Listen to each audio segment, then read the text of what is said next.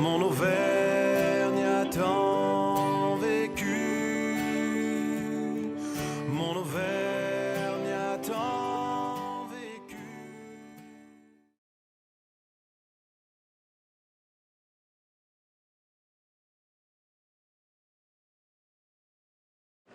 Bonjour, à la librairie Nos Racines d'Auvergne, nous avons accueilli Serge Lèbre qui nous a parlé de son dernier roman, Souvenez-vous, Darling. Serge Lèbre, bonjour. Bonjour. Vous êtes à la librairie Nos Racines d'Auvergne pour présenter et dédicacer votre roman Souvenez-vous, Darling. Est-ce que vous pouvez commencer par nous en parler? Oui, alors c'est l'histoire d'Antoine Hessel, qui avait commencé dans les années 1930, puis qui s'est poursuivi de sa enfance en passant par son adolescence. Et on est à la fin de son adolescence, à travers ce roman-là, puisqu'il démarre en 1952 et qu'il va s'achever en 2016, c'est-à-dire quasiment de nos jours. Donc c'est donc la dernière partie de ce que j'appelle la saga de la famille Hessel, qui avait commencé vers 1880 et dans laquelle il s'était intégré à partir, je le disais, de 1930. Alors pouvez-vous nous parler de ce personnage, Antoine Hessel?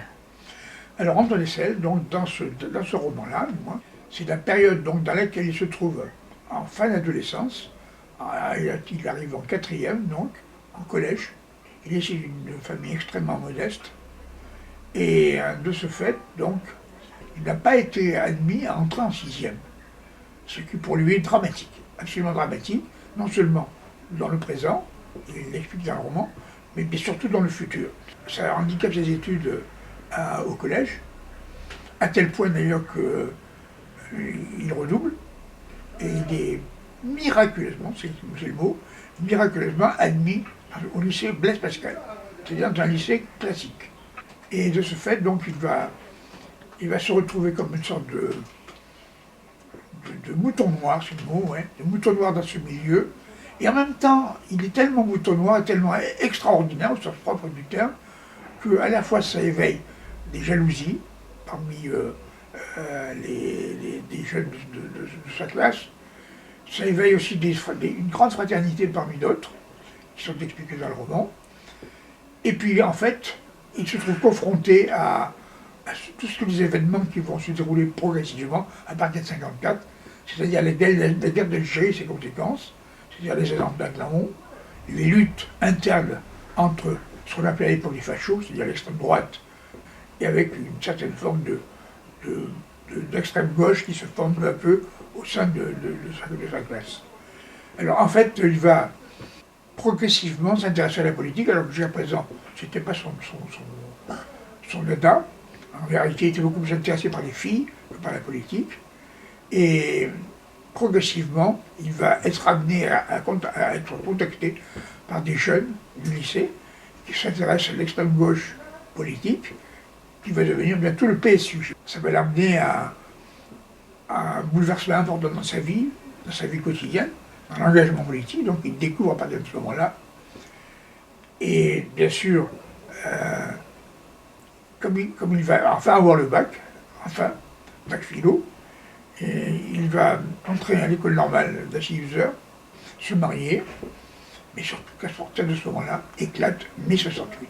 Et c'est mai 68 clairement le deuxième grand événement de sa vie, qui va bouleverser sa vie complètement, ce que j'expliquais tout à l'heure, qui fait que il va en sortir mais vraiment totalement chamboulé, comme d'ailleurs la plupart des Français, soit dit au passage, un peu uniquement lui. Ça va tellement le bouleverser qu'il va être amené peu à peu à faire une psychothérapie, tellement il est bouleversé. Une psychothérapie qui va faire de lui, croit-il, c'est ce qu'il dit dans le roman, un homme nouveau. Cet homme nouveau va se diriger dans une vie très différente de ce qu'il avait connu jusqu'à présent. Il va divorcer, il va connaître plein de familles, il va mener une vie de patachon.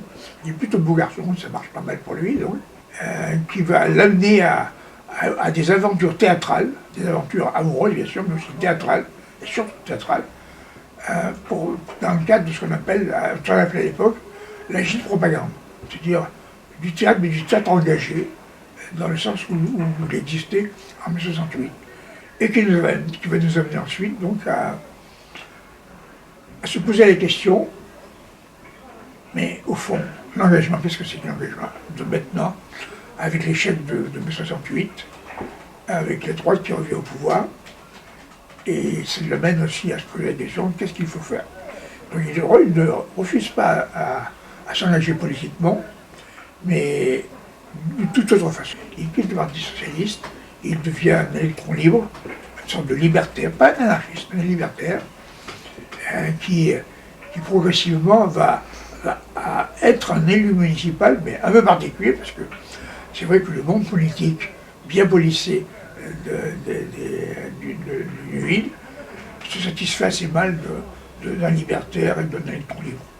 Bref, donc ça va l'amener à avoir une position assez curieuse, qui n'empêche qu'il va réussir tout de même à devenir adjoint au maire de cette ville.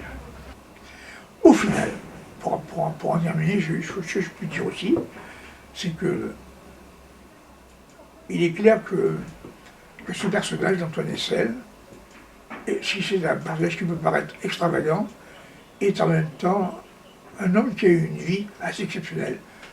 Et l'ensemble de cette période qu'il a vécue, c'est une période à la fois riche et très, très passionnante. Il a eu une vie passionnante. Ce qui fait qu'il pourrait mourir maintenant sans rejeter quoi que ce soit.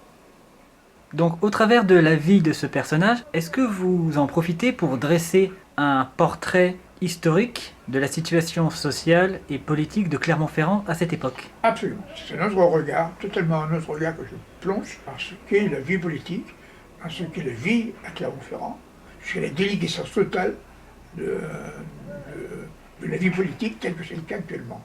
Où on ne sait plus trop qui est droite, qui est gauche, où se mélangent allègrement des opinions mixtes, caractérisées par le président qui nous gouverne, puisque c'est ni droite ni gauche. Et pour quelles raisons avez-vous choisi de dresser ces portraits et de proposer ces réflexions au travers de la vie de ce personnage en particulier? Alors, pourquoi ce personnage? D'abord parce que ce personnage, il existe depuis le tout début de mes premiers romans. Et donc j'avais choisi ce Antoine Hessel, parce que je n'avais pas envie d'écrire à la première personne, ni à la troisième personne, et d'identifier l'auteur dans ce personnage. Je préférais qu'il y ait une ambiguïté, même si on savait tous, si tout le monde qui me connaisse pouvait imaginer que Antoine Hessel c'était Serge Lèbre. Ce roman est donc la conclusion de la saga de la famille Hessel, qui constitue la quasi-totalité de votre œuvre romanesque. Quelle serait, en quelques mots, l'histoire que vous souhaitiez raconter au travers de cette saga? Alors c'est l'histoire d'une famille qui débute dans l'Allier, un petit village de l'Allier, une famille extrêmement pauvre, qui va, autour des années 1920-30, émigrer de l'Allier à Clermont-Ferrand. C'est donc l'histoire à la fois d'une résilience de cette famille, qui va progressivement atteindre un niveau de vie, on va dire, acceptable, contrairement à ce qui était le cas auparavant. Et c'est en même temps l'histoire de la résilience de ce personnage qui se joint à cette famille-là, puisqu'il est né dans les années 30. Et à partir de ce dernier roman, donc c'est la résilience, cette fois, de ce jeune homme qui se trouve dans une situation scolairement très difficile dans le collège, et qui progressivement, mais vraiment, à travers des chemins de travers extrêmement compliqués, va réussir à obtenir le bac, c'est-à-dire une ascension sociale absolument évidente, mais qui se termine très mal, puisqu'elle se termine dans le cadre d'une décomposition politique absolument qui le rend totalement désabusé. C'est donc le point d'orgue de cette saga qui a été au centre de votre carrière littéraire. En tant qu'auteur, qu'éprouvez-vous après avoir mis un point final à cette histoire? Qu'est-ce que j'éprouve? J'éprouve la sensation d'avoir bouclé une boucle, effectivement, mais aussi en même temps un